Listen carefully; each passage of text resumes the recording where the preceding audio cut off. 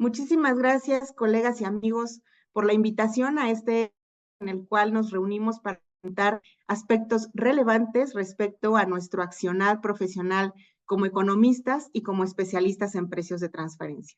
Sin lugar a dudas, la materia de precios de transferencias tiene una serie de aristas incontables, pero una de las más importantes es la forma en la que cada profesional puede influir desde su trinchera para aportar valor y generar conocimiento.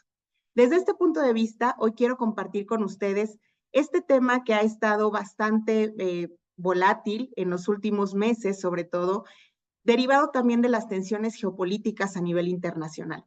¿Cuáles son aquellos paradigmas globales de la industria automotriz que están influyendo de manera fuerte en el mundo? Sabemos que en términos económicos, cuando una de las industrias más fuertes o que genera mayor movilidad en términos tanto de generación de Producto Interno Bruto como influencia en cuanto a políticas monetarias y fiscales a nivel mundial se mueve, genera un impacto fuerte en todos los otros sectores. ¿Qué podemos hacer los especialistas en precios de transferencia ante estos nuevos paradigmas que se están dando de manera global en la industria automotriz? Les quiero proponer esta agenda para el día de hoy, colegas. Empecemos con una breve introducción acerca de los aspectos generales que se están dando en el mundo al día de hoy. Sin lugar a dudas, este es un tema que podría darnos para muchas horas de participación, en el cual estoy segura que además con su experiencia podrían aportar gran cantidad de comentarios importantes. Sin embargo, vamos a tratar de reducirlo en aquellos aspectos que generan mucho más relevancia y más impacto para poder hacer una sesión eficiente. También vamos a platicar un poco acerca del panorama de la industria, precisamente, pero de la perspectiva de precios de transfer, para ir aterrizando nuestra charla en casos y finalmente cuáles conclusiones pudieran ser relevantes o razonables desde esta trinchera. Pues bien, como todos nosotros sabemos, la industria automotriz ha estado atravesando una transformación sin precedentes. Lo que estamos viviendo al día de hoy, sin duda, es el resultado de ciclos económicos anteriores que se habían venido gestando en el interior de nuestro sistema, pero que al día de hoy parecen estar en su cúspide. Esta transformación parece que está conjuntando una serie de elementos y de factores que pudieran haber sido impredecibles hace poco algunos y otros que seguramente ya se veían venir. Por ejemplo, temas de electrificación a nivel internacional. También cómo afecta el nearshoring y, por supuesto, la disrupción tecnológica y la entrada de nuevos competidores con mucha fuerza en el mercado, por mencionar solamente alguno, China. Sin lugar a dudas, los que nos especializamos en esta industria, en la industria automotriz, hemos visto en los últimos meses, yo les diría en el último año, una inestabilidad latente que se está gestando en el seno de la industria automotriz. Sin lugar a dudas, existen también condiciones que pudieran parecer no propicias en materia de comercio exterior que se ha dado precisamente por todo este tema de las presiones arancelarias que nuestro vecino del norte ha estado lanzando constantemente. Esto, sin lugar a dudas, genera una incertidumbre y una labor difícil para nosotros como profesionales, pero también muy alentadora para nosotros como economistas, en el hecho de poder ver de qué manera podemos nosotros incidir y analizar el rol que precios de transferencia puede tener como una herramienta clave en este entorno. Si nos ponemos a analizar todos estos aspectos que se están conjuntando en este momento, no es un panorama fácil de descifrar. Lo que hemos visto nosotros en la práctica de precios de transferencia en la industria automotriz, pues es que muchos de nuestros clientes, muchos de las compañías que están enfocadas en este momento, se encuentran actualmente en un periodo de análisis, de discusión acerca de ver qué podemos hacer. ¿Cómo pueden ellos manejar toda esta serie de elementos que sin duda están influyendo de manera bastante drástica en el plan que ellos tenían? Por ejemplo, para ser un poco más específicos, hablando de la electrificación y la transición energética. Parecía hasta hace algunos meses que la electrificación y la transición energética en México iba a ser en un periodo mucho más corto.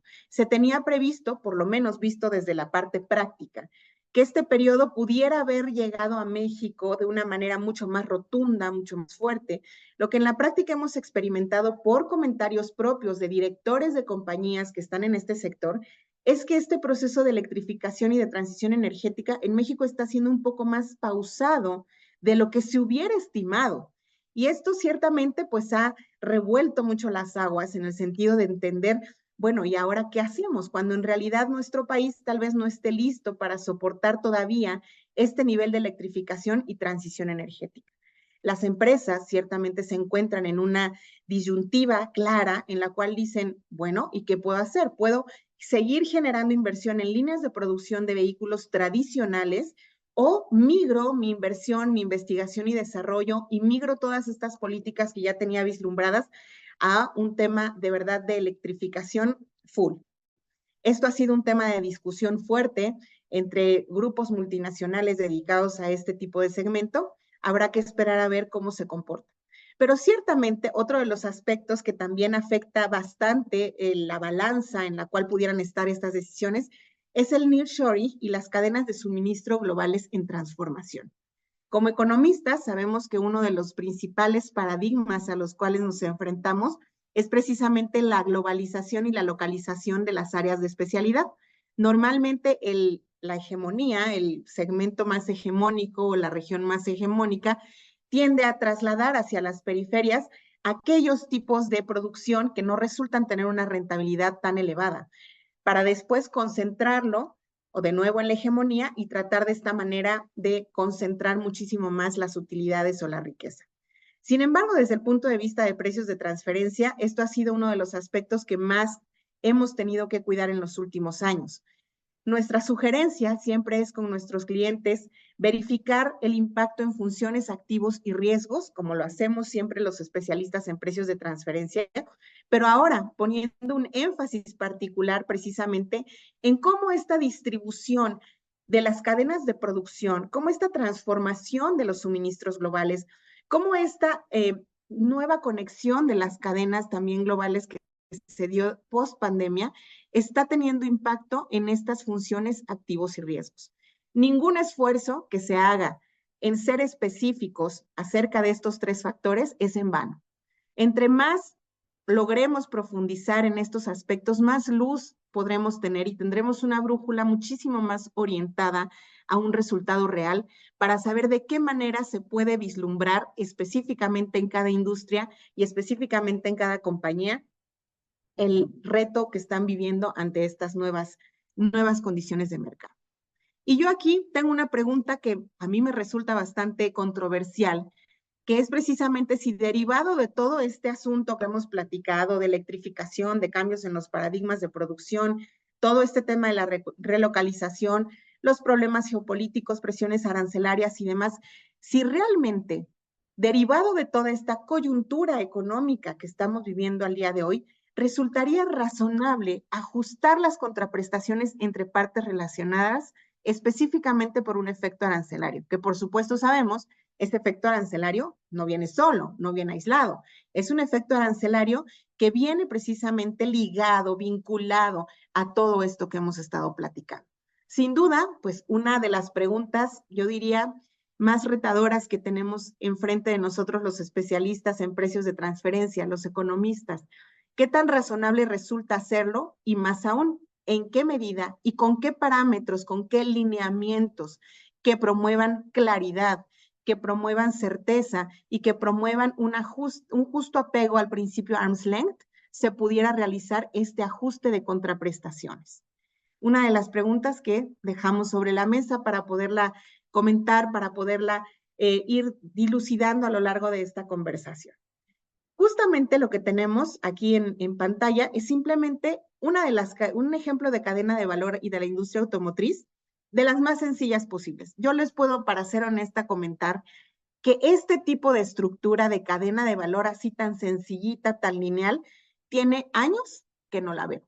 Realmente, este tipo de cadena de valor automotriz se generó hace muchos años, pues cuando la industria automotriz estaba mucho en ciernes, cuando el proceso de globalización empezó a absorber a la industria, pero realmente al día de hoy, el 90%, 95% de los clientes que tenemos el gusto y el placer de atender en la industria automotriz no manejan una cadena de valor tan sencilla. Definitivamente existen muchísimos factores que se adhieren a esto que pareciera tan lineal. Y si nosotros consideramos todos los puntos que vimos en la diapositiva anterior, bueno, la complejidad sigue creciendo. Sin embargo, era interesante ver pues cómo inició en su origen en un ceteris paribus este tipo de industria automotriz. Al día de hoy la complejidad ha aumentado enormemente y los especialistas en el sector tenemos este reto por delante. Ahora, justamente en esto, ¿cuáles son aquellos retos que nosotros podemos ver en el entorno que hemos visto en la práctica, en la realidad de la atención de este tipo de clientes de la industria automotriz? Pues justamente que los márgenes sí están siendo afectados por la transición tecnológica y las presiones arancelarias. Es decir, aunque la estructura del grupo de las compañías se mantenga estable, aunque el accionar se mantenga igual, pues en realidad los márgenes sí están siendo afectados, pero por factores externos. Y muchas veces los comparables que nosotros tenemos, sabemos que siempre como especialistas del sector hemos lidiado, por ejemplo, con el tema del timing, ¿no? El timing de nuestros comparables respecto a la realidad de los tiempos que nosotros manejamos. Si manejamos empresas, por ejemplo, que cierran en año distinto al año calendario, por ejemplo, con año hindú o con año japonés, que en la industria automotriz es súper común, pues sabemos a lo que nos estamos enfrentando, este gap, esta diferencia que existe para tratar de estandarizar nuestros comparables respecto a la realidad de nuestro cliente. Y aquí, pues sí, tenemos bastante problema respecto a la disponibilidad de comparables que pueda haber. Respecto a colegas que están en otras prácticas, en otras jurisdicciones, pues nos comentan que ya ha habido una apertura muy grande de parte de sus autoridades fiscales en el uso de comparables privadas. Sin duda, nos da para otro tema de discusión muchísimo, muy amplio. Pero bueno, jurisdicciones como España, que también es una de las jurisdicciones que más ha prosperado en materia de precios de transferencia en los últimos años, están muy abiertos o más bien presionando mucho al uso de comparables de la industria privadas, porque esto les proporciona muchísimo mayor información respecto a la realidad económica de cada país y respecto a la realidad económica de cada sector. Si nosotros, aquí quiero hacer un paréntesis, nos ponemos a ver si existe algún otro país en el mundo, alguna otra jurisdicción que enfrente el mismo cóctel de retos que traemos en México, no lo vamos a encontrar. Para empezar, porque nuestro país es el socio comercial más cercano y directo de Estados Unidos, que es el país que ha liderado este tema actual de la presión arancelaria, el establecimiento de aranceles desde el efecto Trump hasta el efecto que se ha generado también por todas las tensiones geopolíticas que se han dado a nivel mundial. Entonces, lo que traemos en México no lo vamos a encontrar en otro comparable del mundo. ¿Qué tan válido? Y aquí pues obviamente es también verificar estos riesgos de mercado que traemos implícitos por estar operando y también qué tipo de validez pueden tener ciertos ajustes adicionales a los ajustes por capital, que son los que conocemos de toda la vida, pero qué más podríamos hacer como especialistas en el sector desde nuestra ética para poder ser justos con el valor arm's length. Algunos de estos clientes de estas compañías han optado directamente ya por una reestructura en cadenas de valor, buscando una optimización. Y esto no ha sido un efecto que hayamos visto solamente en este periodo, desde el periodo Trump. Ha sido algo que la industria automotriz ha traído muy en mente. Ciertamente el tema de reestructuras pues no es único ni exclusivo de la industria automotriz para nada, pero sí la industria automotriz ha sido una de aquellas industrias en las que más propuestas de reestructura en sus cadenas de valor hemos visto, ¿no? Lo clásico de introducir a lo mejor compañías que pudieran ser solamente distribuidoras, con el reto, por supuesto, de justificar su presencia en la cadena de valor del grupo para que aporten realmente valor, para que realmente tengan sustancia, para que haya materialidad, para que exista razón de negocios, porque sin estos puntos, pues realmente estas reestructuras no vuelan. Y estas reestructuras en las cadenas de valor se están insertando en el sector automotriz como una de las soluciones, o por lo menos los directores de compañías, los grupos, los corporativos lo están viendo como una de las opciones o de las soluciones para tratar de mitigar un poco los efectos que estamos viendo de todos estos factores externos. No quisiera dejar de lado también el mencionar que ciertamente la industria automotriz ha sido de las más golpeadas por todos estos retos y cambios a nivel internacional, no la única, pero sí una que ha recibido impacto fuerte. Pero la realidad es que la situación en la que está la industria automotriz no es algo que se puede explicar solamente por estos temas que hemos comentado hasta ahora. La realidad es que la industria automotriz, por ejemplo, en Estados Unidos, ha traído un proceso de degradación de varios años, de varios periodos, incluso directores que han hecho publicaciones como directores de Ford, de General Motors, han dicho que ellos realmente ya están incapacitados para llegar a atender el mismo nivel de investigación y desarrollo para poder llegar a igualar el nivel de tecnología de algunas armadoras chinas, por el rezago que traen, y este rezago no se generó por presiones arancelarias, no se generó por temas recientes de electrificación y migración a temas de energía limpia y sostenibilidad, no se generó por eso, se generó por un asunto mucho más profundo, mucho más de long term que el que estamos simplemente viendo ahora en un tema coyuntural.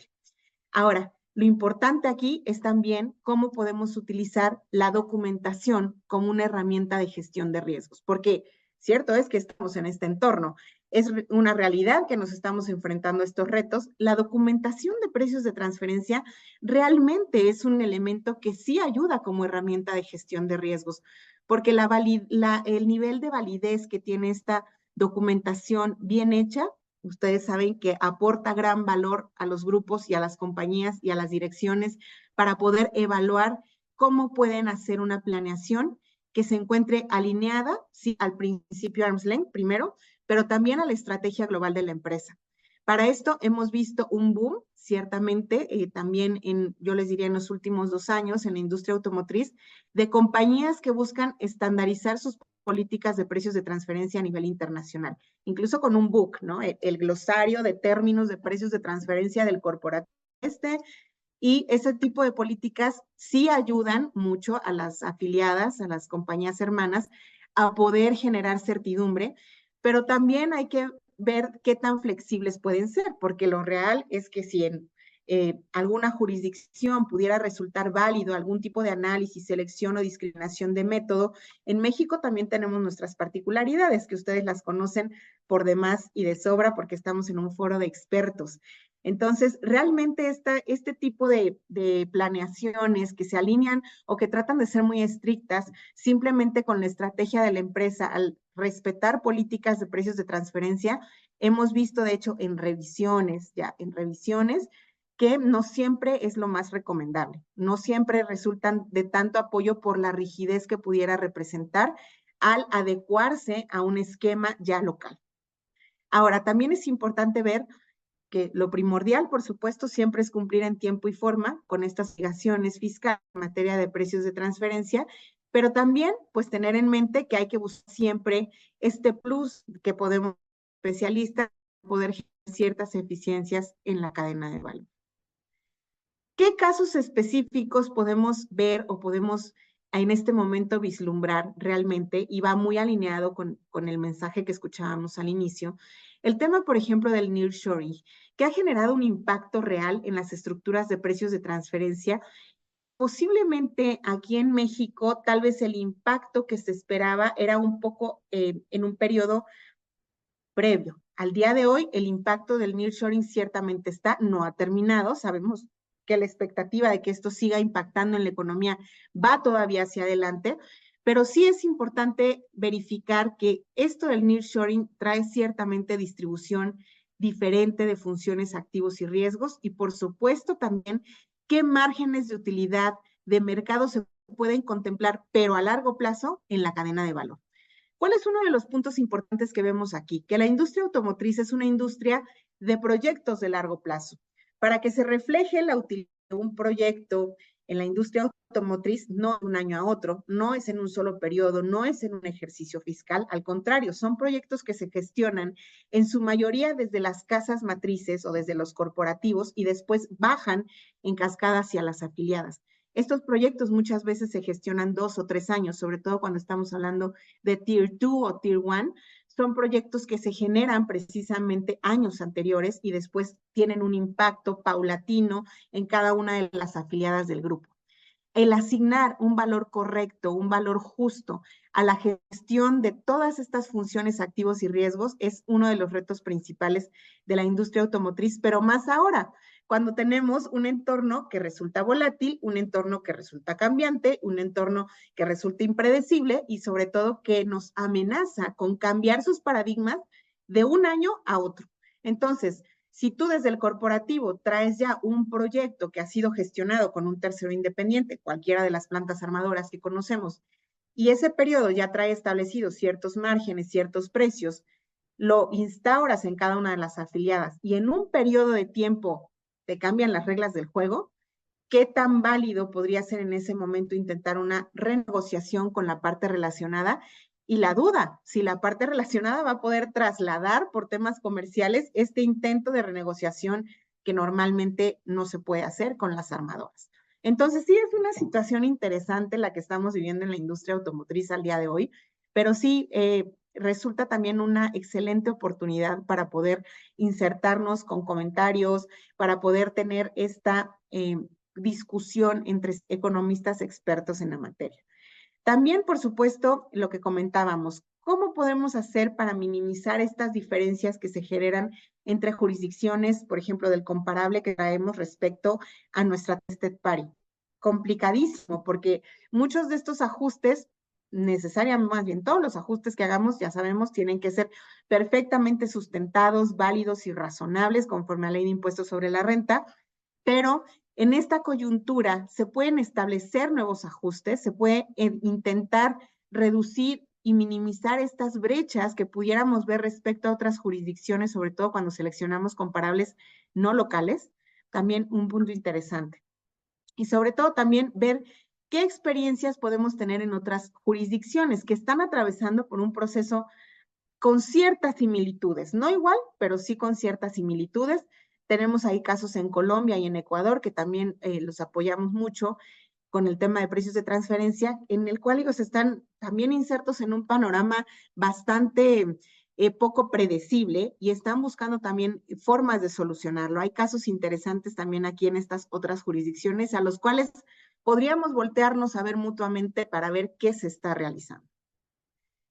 Finalmente, y en atención al tiempo de todos nosotros, quiero pasar a esta sección de conclusiones que nos habla acerca de estas dudas primordiales que a mí me surgen en cuanto platicamos acerca del tema de estos paradigmas, nuevos paradigmas en la industria automotriz. Primero, ¿cuál debería de ser realmente el papel de los economistas especializados en precios de transferencia en un entorno altamente cambiante? Desde el punto de vista ético, desde el punto de vista de generación de conocimiento, que es lo que debe permear en nuestra profesión como economistas, ¿cuál debería de ser nuestro papel? Nuestro papel debería de limitarse simplemente a ser documentadores de precios de transferencia, a generar realmente valor. ¿Qué tanto podemos rebasar esa línea como especialistas en la materia, que finalmente tenemos un conocimiento un poco más profundo respecto a lo que está ocurriendo en todos estos entornos, en todas estas industrias que son tan cambiantes? Tenemos ciertamente una visión pues mucho más profunda o con un enfoque diferente, por lo menos, al que otros colegas de la materia pudieran tener. ¿Cuál debería de ser nuestro papel en este entorno altamente cambiante? Debería de ser un papel de liderazgo, un papel propositivo, o un papel mucho más discreto, un papel de simplemente alinearnos a los criterios actuales. Es una buena pregunta que a mí me surgió, que seguramente quedará sobre la mesa. También otro punto importante es acerca de si precios de transferencia realmente funciona como una herramienta estratégica en la industria automotriz. Yo les puedo decir que en mi experiencia personal, con 20 años prácticamente dedicada a este sector automotriz, realmente los corporativos toman muy en cuenta en la industria automotriz el estudio de precios de transferencia, la documentación de precios de transferencia como herramienta estratégica. Simplemente con cuidado también, porque hasta qué punto se puede emplear esta herramienta para lo que comentábamos en las diapositivas anteriores: modificar márgenes de utilidad, bajo qué criterios, aplicar ajustes novedosos, bajo qué criterios, reducir los gaps respecto a otros comparables. ¿Qué tanto podemos utilizar esta herramienta como realmente una herramienta estratégica dentro de esta industria, que además es una de las industrias que más ayuda respecto a herramientas estratégicas requiere en este momento? Y por supuesto que Ninguno de los retos y oportunidades que vemos actualmente en el mundo puede abordarse desde una única óptica. Necesariamente estamos en un mundo globalizado y necesariamente debemos ver esto desde varias aristas. Por supuesto, la visión económica, pero también la visión fiscal de estos especialistas que nos pueden aportar gran valor a este tipo de análisis. Y la pregunta para reflexión que me gustaría dejar al final, ¿cómo podemos anticipar riesgos en una industria de alto movimiento, pero aprovechando las oportunidades? Que yo creo que este sería un poco el santo grial de lo que los economistas en materia de precios de transferencia que nos especializamos en industria automotriz nos gustaría encontrar. Y también, por supuesto, a los corporativos y a los directores de empresas, porque este punto de reflexión es, sí, ya sé que estoy en una industria de alto movimiento, sí, ya sé que los riesgos coyunturales a los que me estoy enfrentando son riesgos fuertes, son riesgos grandes. ¿Cómo hago para aprovechar las oportunidades? Apegado siempre al principio de ética, apegado al principio de competencia, apegado siempre a los criterios y políticas fiscales correctos. Una pregunta para reflexión muy interesante que a mí me deja pensando, me deja precisamente reflexionando y que estoy segura que nuestro gremio como economistas podemos ir dilucidando poco a poco y comentando acerca de estos aspectos. Con esto, colegas, amigos, termino mi intervención en respeto al tiempo de todos nosotros